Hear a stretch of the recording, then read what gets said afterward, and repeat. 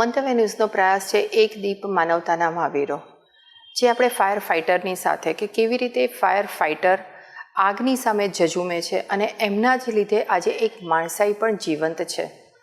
જે જગ્યાએથી આપણે આગમાંથી આપણી અટેચમેન્ટ છે કે જ્યાં લાગણીઓથી આપણે એ આખું ઘર છે, આપણી ઓફિસ છે, આપણી કામની જગ્યા છે, જેને સજાયું છે, એ અટેચમેન્ટથી આપણે જ્યારે બહાર નીકળીએ છીએ ત્યારે એ જ જગ્યા ઉપર એ લોકો અંદર દોડે છે. એ ફાયર ફાઇટરને આપણે એક સલામ આપીએ છીએ. મંતવ્ય ન્યૂઝનો આ પ્રયાસ છે કે કેવી રીતે એ પોતાના અંદરની એ જનૂન, પોતાના ફેમિલીને સાઈડમાં મૂકી અને આપણા અટેચમેન્ટ, આપણા ફેમિલી મેમ્બર્સ અને આપણી જગ્યાને બચાવવા માટે એમનું સર્વસ્વ ન્યોછાવર કરી દે છે. તો મંતવ્ય ન્યૂઝનો જે પ્રયાસ છે એક દીપ માનવતાના મહાવીરો, એમાં આજે આપણી પાસે છે ડેપ્યુટી ચીફ ફાયર ઓફિસર. કેમ છો? મજામાં. સર, તમારી પાસેથી એ જાણવા માગું છું કે તમને ફાયર ફાઇટર કહેવામાં આવે છે. જી. ફાયર ફાઇટરની એવી કઈ એવી લાગણીઓ કે ભાવના છે કે જે પોતે કદાચ કોઈ દિવસ કોઈને કહી નથી શકતા કે સમજાવી નથી શકતા? તમે કંઈ એના માટે કહી શકશો? ज़रूर. सबसे पहले तो मैं ये कहूँगा कि एक बहुत अच्छा प्रोफेशन है कि सूरत महानगर पालिका फायर एंड इमरजेंसी सर्विसेज में हम लोग काम कर रहे हैं, क्योंकि ये एक नौकरी ही नहीं तो एक हमारा दायित्व है मानव की सेवा. क्योंकि जब हम लोग कॉलेज में पढ़ते हैं तो उसी समय हमें सिखाया जाता कि हमारा धर्म ही मानवता की सेवा है, और उसी सेवा को करते हुए कई बार ऐसा हो जाता है किसी इंसिडेंट में हम लोग पहुँचते हैं तो अपनी जान भी जोखिम में होती है. तो सबसे पहले मैं हमारे जो अग्निशमन जवान है या जो अधिकारी उनके लिए एक बात कहना चाहूँगा कि होता क्या है कि जहाँ भी कोई आग लग जाती है तो आग लगने के बाद पब्लिक इंतज़ार करती है गाड़ी आएगी जल्दी से जल्दी. क्यों करती है? क्योंकि उनको आस होती है. तो उनके जो है हमारे अग्निशमन जवान और अधिकारी, उनके बारे में एक लाइन कहना चाहूँगा कि उनके आने से राहत का एहसास होता है, क्योंकि आग पर काबू पाने का हुनर और जज्बा उनके पास होता है. तो ये जो जज्बा है तो उसके लिए सही में आप मंतव्य न्यूज़ यानी मन से निकली हुई बात आपने यहाँ रखी हुई है हमारे लिए कि एक फायर फाइटर्स के दिल में क्या होता है, उसके दिमाग में क्या चलता होता है. क्योंकि वो आग बुझाने तो चले जाता है, लेकिन आग बुझाते बुझाते कई ऐसी भावनाएं रहती है. कई बार ऐसा होता है हम लोग परिवार से खाना खाते बैठे हुए हैं या परिवार के साथ में बैठे, उसी समय कॉल होता है और आप तो जानती है कि 5 मिनट के अंदर हमारी गाड़ी पहुंचनी चाहिए. हमारा 30 सेकंड से 40 सेकंड में टर्नआउट निकलता है. तो किस परिस्थिति में हम लोग उस समय थे और किस परिस्थिति में हमको भागना है. जब हम लोग घर से बाहर निकलते हैं तो परिवार को भी ये डर सा होता है कि ये आदमी वापस आएगा कि नहीं. क्योंकि कई ऐसे आप कॉल देखेंगे, जैसा उपहार सिनेमा गृह, वहाँ पे कई अग्निशमन अधिकारी और जवानों की भी डेथ हुई जब वहाँ पे बड़ी आग लगी हुई थी. उसके बाद में अभी ये लास्ट बॉम्बे में हुआ था एक इंसिडेंट 2015 का, कालबा देवी फायर. तो वहाँ के chief fire officer, deputy cheap and divisional fire officer, तीनों की डेथ हुई थी. तो ऐसे भी अग्निशमन जवान हैं. अभी लेटेस्ट हम लोग बात करेंगे गाँव देवी फायर, वहाँ पर भी 2 अधिकारी की डेथ हुई. सूरत महानगर पालिका में भी लोगों की जान बचाते बचाते हमारे अधिकारी और जवानों ने अपने प्राणों की आहुति दी. तो ये जो इंसिडेंट होते हैं तो परिवार एक सदमे में रहता है कि भाई ये आदमी जा रहा है आग बुझाने के लिए, तो वापस सही सलामत आएगा कि नहीं. अभी लेटेस्ट लास्ट मंथ की हम लोग बात करेंगे. सूरत महानगर पालिका में गैस सिलेंडर ब्लास्ट हुए और हमारे 2 अग्निशमन जवान वहाँ पे वो जल चुके थे. फिर उनके ऊपर महीना भर इलाज चला. तो ऐसी कई घटनाएं होती है, लेकिन फिर भी नए जोश के साथ में हर सुबह हमारा अग्निशमन जवान और अग्निशमन अधिकारी पूरे जोश शोर के साथ में अपने काम पे लगा हुआ रहता है. वो कभी नहीं सोचता कि हमें कोई रिस्पेक्ट दे या ना दे. तो जब आप जहाँ पे भी जाते हो, अपने सब फायर फाइटर्स अपनी जान को दाव पे लगा के ही जाते हैं. बिल्कुल. लेकिन जब रिस्पेक्ट या एक्नॉलेज नहीं मिलता है तो कैसा फील होता है? अब वो थोड़ा सा दिल को लगता है, लेकिन फिर भी हम उसके बारे में कुछ कर नहीं सकते, क्योंकि ये तो जनता जानती है और ऊपर वाला जानता है. क्योंकि सबसे सेवर तो वही है, वो जानता है कि हम किस तरीके से और लोगों की जान बचाना ये हमारा कर्तव्य समझते हुए काम करते रहते हैं. કદાચ ફાયર ફાઇટરને એ રિસ્પેક્ટ અને એકનોલેજ માટે નહીં, પણ જ્યારે કોઈકની લાઈફ સેવ થાય છે એના માટે જ એમનું જીવન છે એવું એમને ફીલ થાય છે. हाँ, होता है. कई बार ऐसा होता है कि कई जगह पे हम लोग अगर लोगों की जान बचाते हैं. अभी हम लोग जस्ट रिसेंटली एक फायर कॉल हुआ मुगलीसराय हमारा तापीपुरा में ही, तो वहाँ 10 लोगों की जान बचाई तो सारे के सारे भावुक हो गए थे. तो कई बार ऐसा भी होता है, हमारा भी दिल भर के आता है कि उन्होंने इतना कहा कि सर बोले आप सही में आपकी टीम ने हमारे लिए भगवान का काम की. तो ये जो रिस्पेक्ट मिल जाता है, ये हमारी सारी मेहनत का फल मिल जाता है, हमें तो ऐसा लगता है। जब आप लाइफ सेव करते हो एक अंदर से एक सुकून मिलता है। सुकून मिलता जरूर है। जरूर। तो जब ऐसा कोई इंसिडेंस है कि जैसे अभी आपने एक बताया कि इतने, तो वैसे कोई लाइफ सेव किया हुआ हो और ऐसा कोई इंसिडेंस कि जहाँ आपको बहुत हार्श फील हुआ हो? ऐसा तो कई बार हुआ है। अभी मैंने रिसेंटली जैसा बोला कि रानी तालाब के पास में एक बिल्डिंग में आग लगा हुआ था। नीचे में कपड़ों का शोरूम था और ऊपर सेकंड थर्ड फ्लोर पे फैमिली रहते थे। तो नीचे से जो शॉर्ट सर्किट से आग लगी तो ऊपर के फ्लोर तक चली गई और वहाँ 1.5 महीने से लेके 80 साल की बुढ़िया थी, यानी 1.5 महीने का भी बच्चा था, 3 साल के बच्चे थे और बुजुर्ग लोग भी थे। तो ऐसे 10 लोगों को वहाँ रेस्क्यू किया गया है। तब जैसे कि हम लाइफ, हाँ, वो होता है। ऑफ कैमरा बात हुई तो बात को पता चला कि आपकी वाइफ ने एक बहुत अच्छी कविता फायर फाइटरों के लिए और आपके लिए लिखी हुई है जी। तो वो आप जनता को सुनाओगे? जरूर जरूर। जब कोरोना का पीरियड चल रहा था तो हमने देखा कि सभी का नाम हो रहा है। डॉक्टर्स अपना काम कर रहे हैं और सही में कर रहे थे, पुलिस अपना काम कर रहे थे, बाकी सफाई कर्मचारी अपना अपना काम कर रहे थे। तो उसी तरह फायर के जवान भी लगे हुए थे। फायर के जवान भी कंटिन्यूअस काम कर रहे थे, लेकिन उनका कहीं नामो निशान नहीं आ रहा था। तो उसी पीरियड में मेरी वाइफ मंजू हेड़ा, इन्होंने एक कविता लिखी, मैं आपके सामने सादर करता हूँ कि सीमा पर देखो वीर लड़ते, सीमा पर देखो वीर लड़ते, दुश्मनों से हमें बचाते, पर भीतर की रक्षा करे है कौन, आपदाओं से लड़े है कौन, इस संकट का क्या है हल, अग्निशमन दल अग्निशमन दल। न सोचे ये कौन सा रिश्ता, न सोचे ये कौन सा नाता, जान बचाने निकल पड़ते, धर्म है इनका मानवता, इनकी मेहनत का है फल, अग्निशमन दल अग्निशमन दल। ऊंची ऊंची इमारतों पर ऐसे झट से चढ़ जाते, न खुद की कोई परवाह करते, आग में कूदते आग से खेलते, इनमें साहस और है बल, अग्निशमन दल अग्निशमन दल। वीर वायु जल और थल के, इनको याद हर कोई करता, पर कहीं गुम सा हो गया है नाम अग्निशमन दल का, अग्निशमन दल का। मानव सेवा के लिए तत्पर ये हर पल, अग्निशमन दल अग्निशमन दल। उन वीरों को श्रद्धांजलि जो जान बचाते शहीद हो गए, मानव की रक्षा के लिए खुद आग में जल गए, नमन है इनको हर पल, अग्निशमन दल अग्निशमन दल। तो आज ये अग्निशमन दल लोगों को भी बहुत रिस्पेक्ट और एक्नॉलेज मिल रहा है जी। आपको कैसा लग रहा है? बहुत अच्छा लग रहा है और दिल से खुशी होती है कि कोई हमारे काम को सराहता है। जब फायर फाइटर नींद में होते हैं ना, तो कई बार ऐसा होता है कि एक अलार्म भी उनकी नींद नहीं तोड़ सकते, लेकिन एक जब सायरन बजती है ना तो पल झपक में फुल एनर्जी के साथ वो दौड़ देते हैं। तो कहाँ से ऐसा जुनून आता है? क्योंकि हम अगर सोए भी है, रात की अगर नींद भी ले रहे हैं, तो हमारा आधा दिमाग तो हमारे सायरन की तरफ लगा होता है। मैं वही तो, अलार्म की घंटी भी उनको नहीं जगाती, लेकिन वो सायरन और दूसरा हमारा वायरलेस हमारे बाजू में ही रहता है। उस पर अगर एक आधा मैसेज देख लो तो तुरंत नींद खुल जाती है और तुरंत रिप्लाई देना चालू हो जाता है कि क्या हो गया है। नींद खुलने से भी ज्यादा पूरे एनर्जी के साथ। हाँ, एक है नींद खुलना और एक एनर्जी के साथ। तो एक ऐसी एनर्जी कहाँ से एक फायर फाइटर के अंदर आती है? ये जो कर्म है हमारा, कर्तव्य ही हमारा ऐसा है कि जो हमने चुना है कि मानव की रक्षा करने का, तो वो कर्तव्य हमें इतना एनर्जी देता है कि हम कहीं लेट ना हो जाए किसी की जान बचाने के लिए, किसी की प्रॉपर्टी सेव करने के लिए। तो अंदर से हमें एक एनर्जी मिलती है कि नहीं, हमें तुरंत भागना है, कोई हमारा इंतजार कर रहा है, कोई आस लगाए बैठा है कि अग्निशमन के जवान आएंगे और हमें बचाएंगे।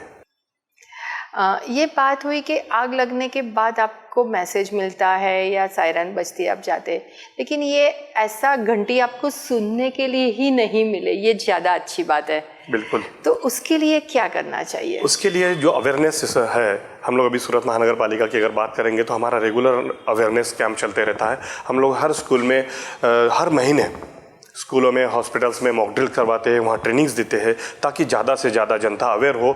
और ज़्यादा अभी से बच्चों को अगर ये सब ट्रेनिंग देगी कि इनकेस अगर फायर होता है तो उन्हें क्या करना चाहिए, किसे कॉल करना चाहिए, किस तरह से बाहर निकलना चाहिए, कैसे रेस्क्यू करना चाहिए। और आग में धुआं ज़्यादा होता है तो क्या होता है कि आग से तो कम जलते हैं, लेकिन जो धुआं होता है, स्मोक होता है, तो वो हाईली डेंजरस होता है। तो उस स्मोक के समय में हमें क्या प्रिकॉशन लेके किस तरह से हमें निकलना है, क्योंकि हम लोग खड़े खड़े नहीं चल सकते, स्मोक होता है, दिखता नहीं।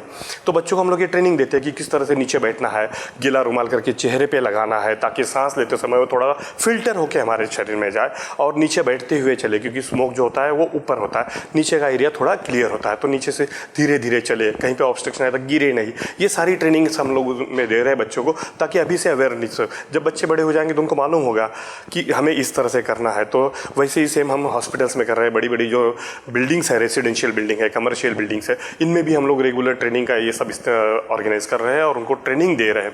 हमारे यहाँ पे हम लोगों ने फायर मित्र और वॉलंटियर्स भी बनाए हुए हैं, तो उनको भी ट्रेनिंग देते हैं ताकि समाज में और जनता को अगर ऐसी कोई घटना होती तो वो लोग भी सपोर्ट कर सके। જેમ કીધું કે જે બાળકોને જો ટ્રેનિંગ મળશે તો આજના નાના બાળકો એ કાલના જવાન છે। बिल्कुल।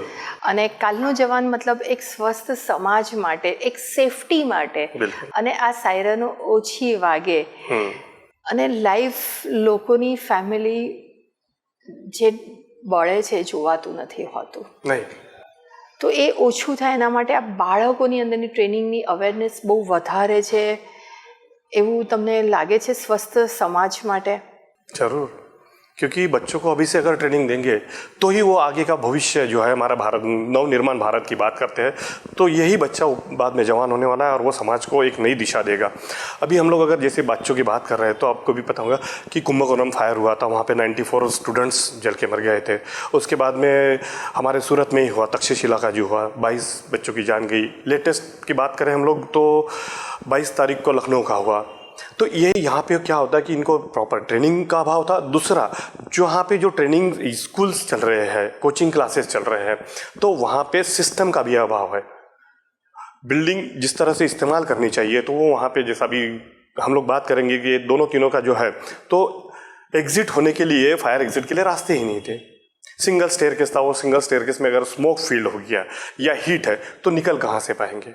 इसलिए निकलने के लिए ऐसी संस्थाओं ने दूसरा एक्सटर्नल स्टेयरकेस कंपलसरी होना चाहिए, ताकि एक स्टेयरकेस अगर बंद हो जाता है तो दूसरा स्टेयरकेस चालू रहे। एक रास्ता बंद है तो दूसरे रास्ते से हम लोग बाहर निकल सके। और बच्चों को ये सारी जानकारी होनी चाहिए, वहाँ पे सारे वो सिम्बॉल्स लगे होने चाहिए कि इमरजेंसी में यहाँ अगर कुछ होता है तो ये अल्टरनेटिव दोनों रास्ते हैं, एक का नहीं तो दूसरे का इस्तेमाल करना चाहिए। इसके बारे में अगर हम लोग बात करेंगे तो मैं एंशिएंट इंडिया की एक बात कहना चाहूँगा आपके सामने कि महाभारत काल में हमने देखा है लाक्षागृह की बात। हाँ, तो लाक्षागृह में जब पता चला कि भाई यहाँ आग लगने वाली है, क्योंकि वो तो एक आर्सन था, वो तो बना बनाया प्रोग्राम था कि पांडवों को मारना है और वहाँ पे आग लगाई जाएगी। तो जब आग लगाई जाएगी तो दरवाजा एक था, वहाँ से ये निकल नहीं सकते थे। लेकिन विदुर जी ने युधिष्ठिर को फोन पहले ही बता दिया था, मैसेज भेज के, कि भाई यहाँ अगर ऐसा कुछ इंसिडेंट होता है तो आप अपने लिए फायर एग्जिट की अरेंजमेंट करके रखें। इसीलिए उन्होंने अंडरग्राउंड टनल बना के फायर एग्जिट बनाया था। जैसा कि मैंने कहा कि कहीं पे भी एक एंट्री और एक एग्जिट होना चाहिए, तो उन्होंने एक एंट्री तो था लेकिन एग्जिट नहीं था, तो उन्होंने एग्जिट बना लिया था। इसीलिए पांडवों की जान बच पाई।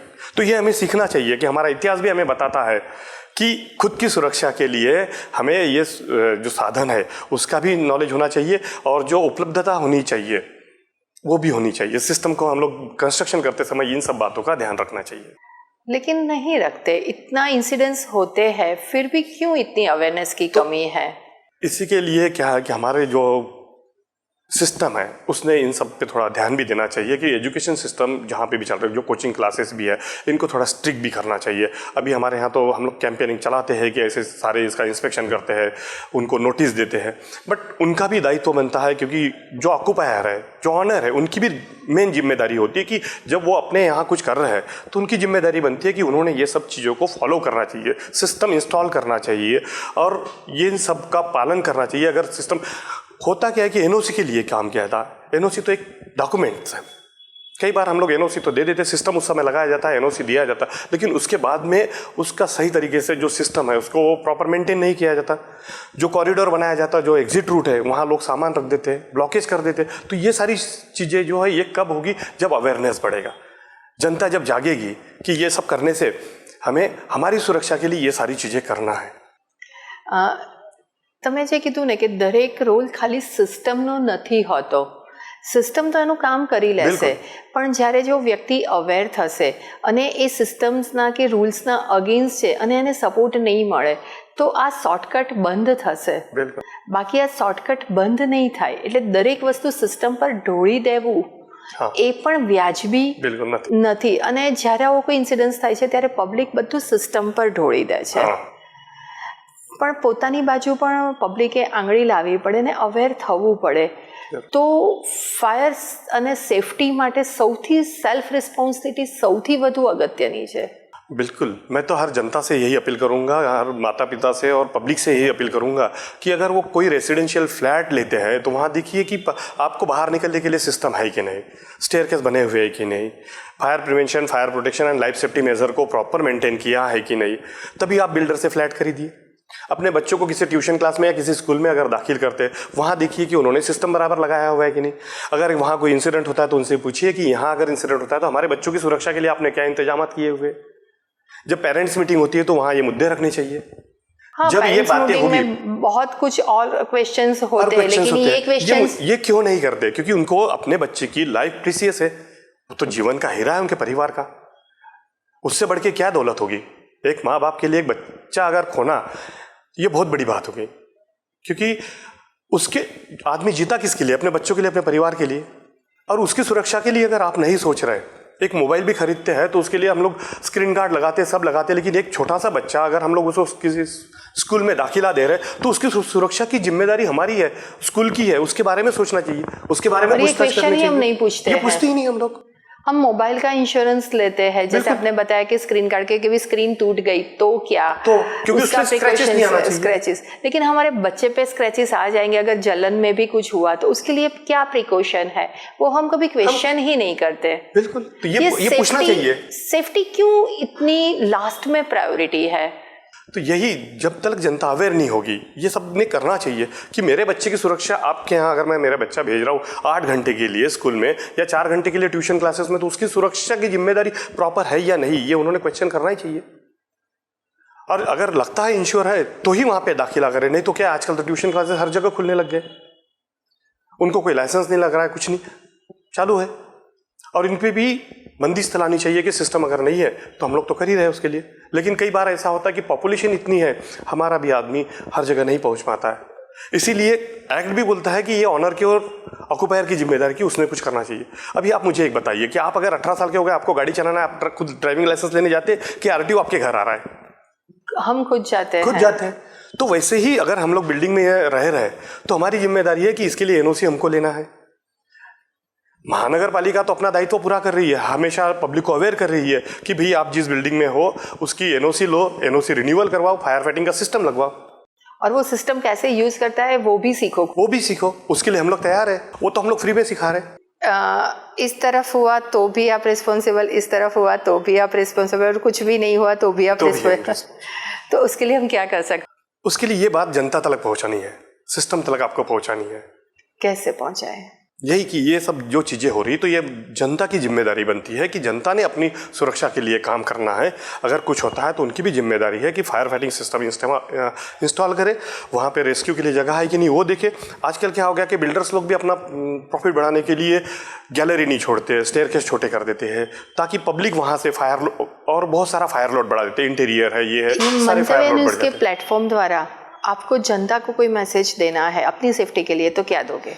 जरूर, क्योंकि ये सबसे पहले तो जनता ने आवाज़ उठानी चाहिए कि हमारी सेफ्टी क्या है। कहीं पे भी मैंने जैसा कहा कि रेसिडेंशियल है, कमर्शियल में आप फ्लैट लेते हैं, ऑफिस लेते हैं या स्कूल में दाखिला कराते हैं, तो उस समय हमारी सेफ्टी क्या है ये सबसे पहले उनसे पूछा जाए और वो इंश्योर करे। एक बार लगा दिया तो नहीं, एनओसी ले लिया तो नहीं, उसके बाद में जब भी आप 4-4 महीने में, 6 महीने में वहाँ से पूछे कि आपका सिस्टम चालू है या नहीं।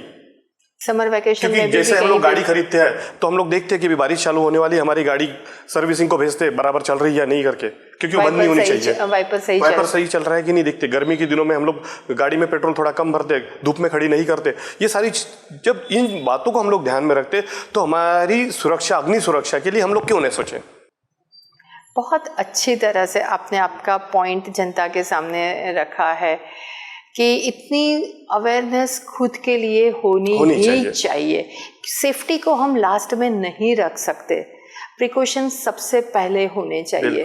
इंसिडेंट्स होने के बाद हम कितना भी, फिर जब कोई इंसिडेंस हो जाता है तो तब सब अवेयर हो जाते हैं, कुछ दिन अवेयर रहते, फिर बाद में भूल जाते, वही रफ्तार वही हो जाता है। तो ये नहीं होना चाहिए, ये हमारे सिस्टम का, हमारे डेली रूटीन का पार्ट है, इस तरह से रखना चाहिए। क्यों इतना लाइट है? आपने इतना, मतलब जो भी देखा उससे आपका एक्सपीरियंस क्या बताता है? मेरा तो एक्सपीरियंस ये है कि जनता ने ज़्यादा से ज़्यादा अगर अवेयर होती है तो ये सारे इंसिडेंट हम लोग कम कर पाएंगे। ये सब जनता को पता है, लेकिन जनता ने कुछ ऐसा नहीं सोच लिया है कि ये सब रोल हमारा नहीं है, फायर फाइटर का ही है।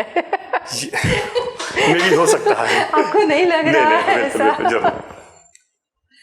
तो हमारी हमारे खुद के प्रति खुद की जिम्मेदारी है, वो भी हमने ध्यान में रखना चाहिए। लेकिन नहीं होता है ना ऐसा कि कुछ गलत हुआ तो वो आपका काम है, ऐसा ही जनता समझती है। ये तो हमारे भारतवासियों का यही है कि गलती किया तो दूसरे ने किया, अच्छा किया तो मैंने किया। तो आज आपकी बातों से इतना पता चला कि एक अवेयरनेस बहुत ज़रूरी है। हम कहाँ पे अपने बच्चों को रख रहे हैं, वहाँ पे सेफ्टी का कुछ भी अगर है, प्रॉपर हमारे बच्चे को कुछ भी हुआ तो हम प्रॉपर सही सलामत अपने बच्चे को वहाँ से निकाल पाएंगे। इतना प्रिकॉशन है कि नहीं, वो देखना चाहिए। जरूर। हमारे बच्चे को जैसे हम एक्स्ट्रा एक्टिविटीज़ में डालते हैं, वैसे सेफ्टी एक्टिविटीज़ भी सिखानी चाहिए। ये भी हमने आपसे समझा। कोई भी हम जब मकान ले रहे हैं तो वो मकान नहीं ले रहे, एक घर बना रहे हैं, एक सुरक्षा, एक ऐसी छत बना रहे। वो छत सही में हमारे लिए हार्मफुल तो नहीं है, सेफ्टी वाली है। वो भी हमको एक प्रिकॉशंस अवेयर होके रखना चाहिए। अगर इतने प्रिकॉशंस मान लो कि सब ने ले लिए तो बहुत सारे इंसिडेंट्स को हम होने से पहले बचा सकते हैं।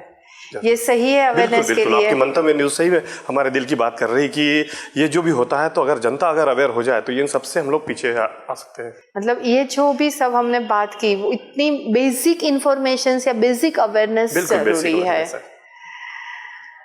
ऐसा कोई एक आध इंसिडेंस आपने मतलब आग में जाने से पहले या आपके साथीदारों से किसी का सुना हो या देखा हो, जो एक दिमाग पे, मनस्पट पे असर हो गया हो?